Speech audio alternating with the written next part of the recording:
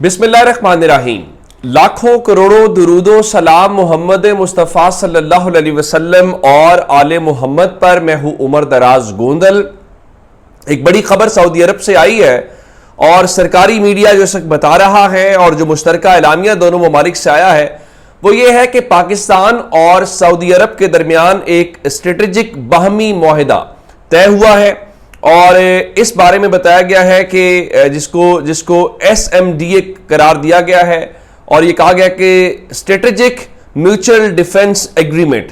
और इस हवाले से अगर उसका लुबे लुबाब बताया जाए तो ये है कि इस मुआहिदे की शिकों के तहत जो है किसी भी मुल्क पर बैरूनी मुसल्लह हमला दोनों ममालिक के ऊपर हमला तस्वुर किया जाएगा।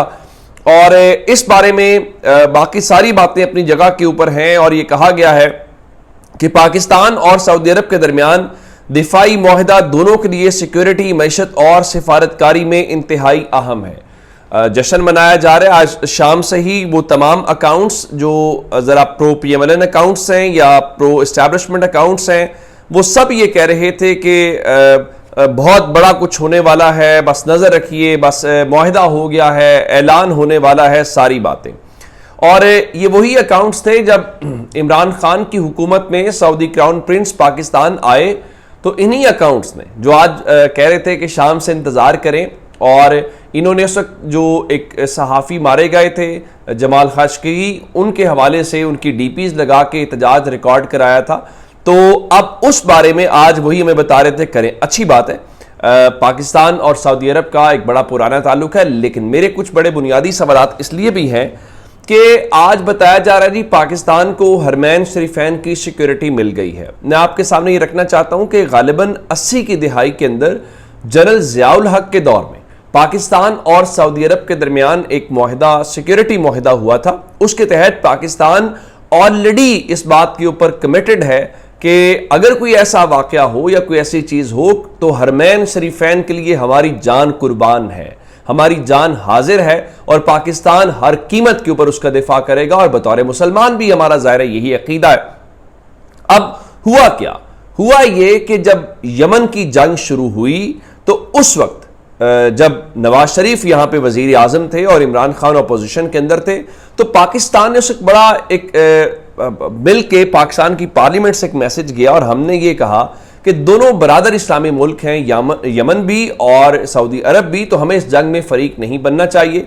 तो हमने ये कहा था कि चूंकि हम ये आपका इंटरनल जो दिफा है वो तो हम अपने जिम्मे लेके रखे हुए हैं, लेकिन हम आप कोई जंग लड़ेंगे तो हम आपकी जंग नहीं लड़ेंगे, हाँ आप पे हमला हो तो हम आपके साथ हैं।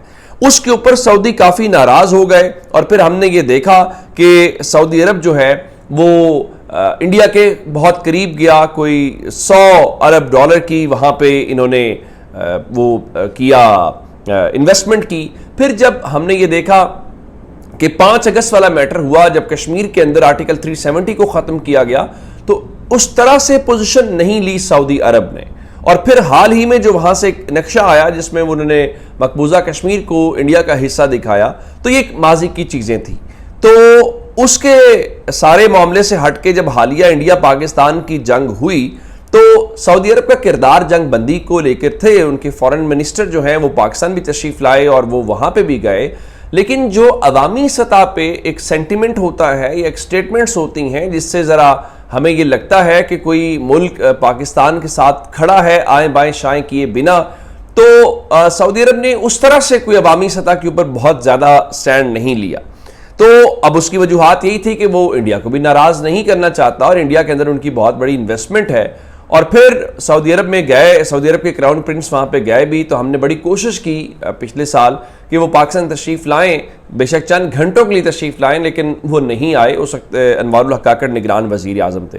तो बताने का मकसद ये है कि ये सारी चीज़ें हम माजी में सुनते आ रहे हैं कि हमारा एग्रीमेंट मौजूद है। मेरा बुनियादी सवाल ये है कि इस बार अलग क्या है? इसमें कहा तो ये गया है कि दोनों मुल्कों की मैशत, सिक्योरिटी और सिफारतकारी के लिए बहुत अहम है। सिक्योरिटी मुआहदे बहुत अच्छी बात है, लेकिन सिक्योरिटी मुआहदों से पाकिस्तान की मैशत के लिए क्या फ़ायदा है? एक बात हमें ये मालूम करनी चाहिए जज्बातियत से निकल कर, क्योंकि आज हमें बताया गया जी शहबाज शरीफ ने वहाँ से फ़ोन किया और कहा जी आप यहाँ पे इमारतों पे चिराग कर दें और ये कर दें, ज़रूर जश्न मनाएं, ज़रूर जश्न मनाना चाहिए, लेकिन जज्बातियत से निकल के सवाल यह है कि क्या पाकिस्तान में भी उतनी ही सरमायाकारी आ रही है जितनी इंडिया में उन्होंने इन्वेस्ट किया है, और उसकी बुनियाद के ऊपर क्या पाकिस्तान में नई नौकरियां आएंगी, या ये सिक्योरिटी का मुआहदा है और डिफेंस वालों के हवाले से तो चीजें होंगी, पाकिस्तान के गरीब आदमी के हवाले से क्या होगा। और फिर इसको एक और बात कि ये वही अरब थे जो सऊदी अरब समेत बाकी इंडिया के लिए बिछे जा रहे थे, और अब जब इन्होंने ये देखा कि जो कुछ कतर के साथ हुआ, तो अब इसमें कोई शक नहीं है कि गल्फ स्टेट्स के अंदर अदम तहफ़्फ़ुज़ बड़ा है। उस अदम तहफ़्फ़ुज़ को लेकर अब इन्हें पाकिस्तान का जो किरदार है, चूंकि पाकिस्तान ने इंडिया को फेंटा लगाया।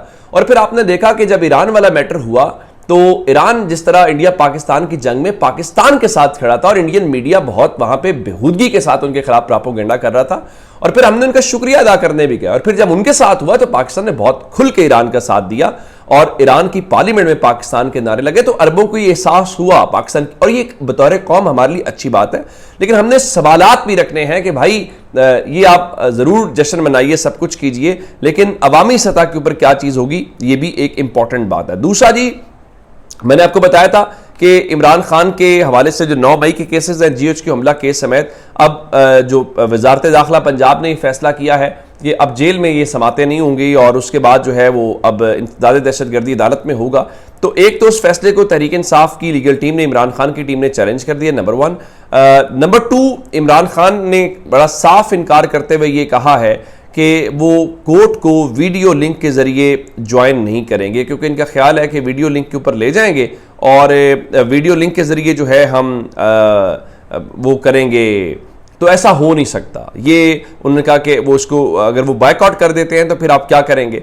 इससे हट के एक और खबर यह है कि इमरान खान का तोशाखाना 2 केस का कल समाअत होनी थी, तो 5:37 पे आज उनकी टीम को आगाह किया गया कि अडियाला जेल में ही कल समाअत होगी। फिर 6:38 के ऊपर 1 घंटा 1 मिनट के बाद उन्हें बताया गया कि कल समाअत अडियाला जेल के अंदर नहीं होगी। वो क्यों नहीं होगी, उसकी एक वजह मैं इमरान खान का आज का पैगाम देता हूं। अभी उसका एक हिस्सा आया, दूसरा आना है, और उस पैगाम में 6 बार आर्मी चीफ का उन्होंने नाम लिया है। एक तरफ ये है और दूसरी तरफ जो मुराद सईद ने ट्वीट किया है वो बहुत ही उसमें इंकिशाफात हैं, बहुत सारी बातें हैं जिसका जवाब बहरहाल अपनी जगह के ऊपर आना चाहिए।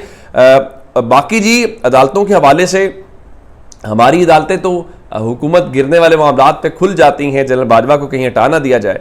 तो जो चेयरमैन PTA हैं major general retired Hafizur Rahman साहब, उनको हटाने के हवाले से जस्टिस बाबर सत्तार ने उस दिन फैसला दिया, गो कि कोर्ट टाइम के बाद था, उसके बावजूद उनकी इंट्रा कोर्ट अपील दायर हो गई थी और वो समाअत के लिए मुकर्रर हो गई है। उसमें एक एडिशनल जज जो हैं इनाम मिनहाज साहब, और उसके बाद जो ट्रांसफ़र होने वाले जज हैं मोहम्मद आसिफ साहब जो हैं, वो अब उसकी समाअत करेंगे और गालिब इम्कान ये है कि वो पहली समाअत के ऊपर ही उसको कर देंगे। इसके बीच में पाकिस्तान में चूँकि सच बोलना बाकी सारी चीज़ें, आज काशिफ अब्बासी साहब जिनको ARY से ऑफर किया गया, उन्होंने 7:55 पर लिखा कि उनकी जो अहलिया हैं महर बुखारी, जो खुद एंकर है दुनिया न्यूज़ के ऊपर, वो आज बैंक में गई ताकि अपने अकाउंट से जिस तरह कोई ATM इस्तेमाल करना होगा, तो बताया गया कि FIA के ऑर्डर्स के ऊपर उनके अकाउंट्स को बंद कर दिया गया है। और उनका जी मेरा अपना नाम, काशिफ अब्बासी का जो नाम है वो नो फ्लाई लिस्ट में है, यानी वो मुल्क से बाहर नहीं जा सकते।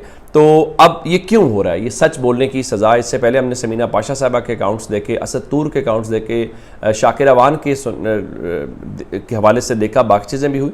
तो अब ये जो चीज़ें की जा रही हैं, इससे क्या रियलिटी छुप जाएगी या बाकी लोग जो हैं वो चुप हो जाएंगे? मेरे ख्याल से ये गलत ट्रेंड है, इससे कुछ हासिल वसूल नहीं होगा। तो हमें इस मुल्क के अंदर इख्तलाफ भी बर्दाश्त करना चाहिए और लोगों को सांस भी लेने देनी चाहिए। तो अब तक की अपडेट्स अपना बहुत सारा ख्याल रखिएगा। खुदा हाफिज़।